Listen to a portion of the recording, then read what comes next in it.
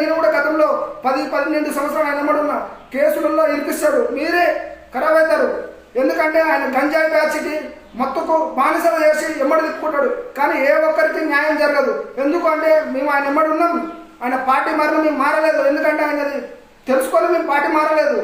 ఆయన గంజాయికి మందుకు బానిస చేస్తాడు యువతని. వాళ్ళని ఎమ్మడి తీసుకొని జెండాబాదులు కొట్టిస్తాడు, వేరే నాయకులను ముర్దాబాద్ కొట్టిస్తాడు. యువత మీరు తెలుసుకోండి, బాగుపడండి. ఎందుకంటే మీలోని కేసుల్లో ఇరికిచ్చి ఆ కేసులో బయట పెట్టిస్తారు కన్నా అన్న ఎమ్మడి తిప్పుకుంటాడు తప్ప ఆయనతో ఏ పనులు కావు.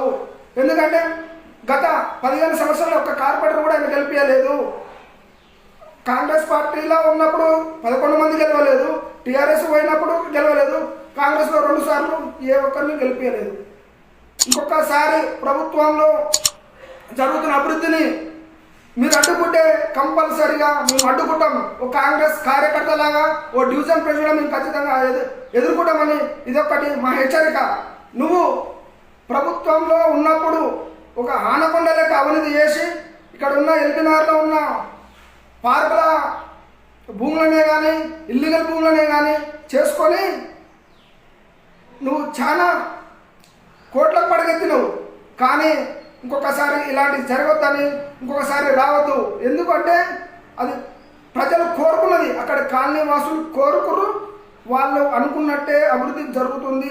వాళ్ళ కాలనీ వాసులు కోరుకున్నారు పార్కు కావాలని. నీవెవరు నేనెవరు? ఇది ప్రజాప్రభుత్వం, ప్రజలు అనుకున్నదే జరగాలి. ఇంకొకసారి అలా జరగకూడదని కోరుకుంటూ మీ కుట్ల నరసింహ యాదవ్, వనస్థలిపురం డివిజన్ కాంగ్రెస్ పార్టీ అధ్యక్షుడిని.